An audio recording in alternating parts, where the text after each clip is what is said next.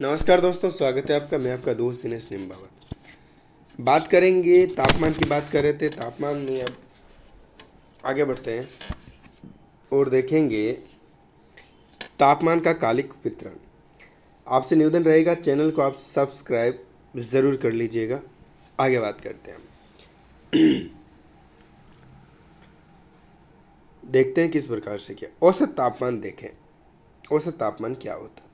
औसत तापमान का अभिप्राय किसी स्थान विशेष के उच्चतम तथा न्यूनतम तापमानों के औसत मूल्य से है और औसत तापमान दैनिक, मासिक और वार्षिक हो सकते हैं। अब देखते हैं औसत दैनिक तापमान की बात करें। किसी स्थान के किसी दिन के उच्चतम व न्यूनतम तापमान के औसत मूल्य कहते हैं, यानी कि मैक्सिमम और फिर न्यूनतम में इन दोनों को दे के जो आएगा उसका भाग दे देंगे। आपको पता है औसत निकालने का क्या तरीका होता है, राशि का योग बटा राशि की संख्या। इस प्रकार से औसत मासिक तापमान की बात करें, किसी स्थान के एक मास के सभी दिनों के औसत तापमानों के औसत मूल्य कहते हैं, वही बात है। औसत वार्षिक तापमान क्या होता है उसकी बात करें, किसी स्थान के सबसे गर्म तथा सबसे ठंडे उत्तरी गोलार्ध में क्रम से जून, जुलाई और जनवरी, यानी उत्तरी गोलार्ध में जुलाई में तो आपकी क्या होती है, सबसे ज़्यादा गर्मी होती है। जनवरी में क्या होती है, ठंड होती है। मास के औसत, इसको मूल्य कह देंगे, औसत मूल्य कह देंगे। तापमानों के विचलन में औसत दैनिक तापमानों का विशेष महत्व होता है। अब देखते हैं तापांतर या ताप परिसर की बात करें। तापांतर, ताप में अंतर, तापांतर। दैनिक तापांतर की बात करें, किसी दिन के उच्चतम तथा न्यूनतम तापमान के अंतर को तापांतर कहते हैं, यानी ताप में अंतर। एक तो मैक्सिमम रहा दिन के अंदर और एक न्यूनतम रहा, इन दोनों का जो डिफरेंस आएगा उसको क्या कहेंगे, तापांतर कहेंगे। क्या कहेंगे, तापांतर। मान के चलो दिन में ही दोपहर के करीबन आपके जो हुआ था वो 50 और शाम तक करीबन जो आया 40 आ गया, तो इसका तापांतर क्या हो गया, 10 हो गया। इस प्रकार से मासिक तापांतर की बात करें, मासिक तापांतर किसी मास के उच्चतम तथा न्यूनतम दैनिक तापमान के अंतर को क्या कहेंगे, मासिक तापांतर कह देंगे। वार्षिक तापांतर की बात करें, वार्षिक तापांतर की बात करें तो किसी स्थान के सबसे गर्म तथा सबसे ठंडे महीने के औसत तापमान के अंतर को क्या कहेंगे, वार्षिक तापांतर कहेंगे। तापमान के विवेचन में तापमानों का विशेष महत्व है। दैनिक तापमान की बात करें, कौन सा दैनिक तापमान देखते हैं अब। औसत तापमानों के विवेचन का आधार औसत दैनिक तापमान ही होता है।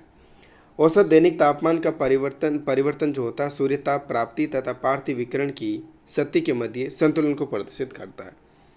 सूर्योदय के पश्चात 3 बजे यानी सायंकाल तक सूर्यताप की प्राप्ति पार्थिव विकिरण की शक्ति से अधिक होती है, अतः तापमान बढ़ने लगता है। 3 बजे से सायंकाल तक क्या बढ़ेगा, तापमान आपके बढ़ेगा, ठीक है ना।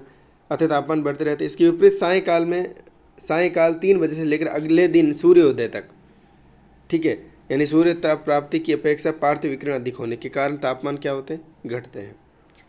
ये उल्लेखनीय तथ्य है कि अधिकतम सूर्यताप की प्राप्ति यद्यपि दिन के 12 बजे में होती है। क्यों होती है, सूर्य उस वक्त क्या होता है, लगभग शिखर पर होता है, ठीक है ना, यानी सीधा लगभग होता है। इस कारण से सूर्यताप की सबसे ज़्यादा प्राप्ति उसी वक्त होती है, किंतु उच्चतम तापमान 2 से 4 बजे के मध्य होता है। तापमान अलग होता है। उस वक्त तो आया 12 बजे तो एकदम सीधी किरणें पड़ी, सूर्यताप ज़्यादा मिलेगा, लेकिन 2 से 4 बजे के आसपास गर्मी से आसपास का क्या वातावरण क्या हो जाएगा, वो गर्म हो जाएगा। इस कारण तापमान उस वक्त ज़्यादा होता है 2 से 4 के मध्य।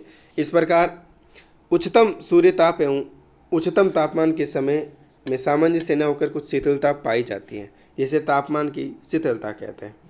इस शीतलता का कारण ये है कि सौरिक ऊर्जा का उष्मा में रूपांतरण होने में कुछ समय लग जाता है, यानी जो सूर्य की जो एनर्जी है, यानी सूर्यताप है, उसको हीट होने में और उष्मा में रूपांतरण होने में थोड़ा बहुत क्या हो जाता है, वक्त लग जाता है। मौसम तथा जलवायु के विवेचन में दैनिक रूपांतरों का अध्ययन आवश्यक तथा आधारभूत होता है। गिडिज के अनुसार दैनिक तापांतरों पर निम्नलिखित कारक प्रभाव डालते हैं। कौन कौन डालते हैं दैनिक तापांतर पर? दैनिक तापांतर कौन कौन से डालते हैं? दैनिक तापांतर पर इफेक्ट पड़ता है आपके विषुवत रेखा से दूरी, अक्षांश स्थिति के अकॉर्डिंग होगी। समुद्र से दूरी होगी, यानी समुद्र के पास होगा तो दैनिक तापांतर कम होगा।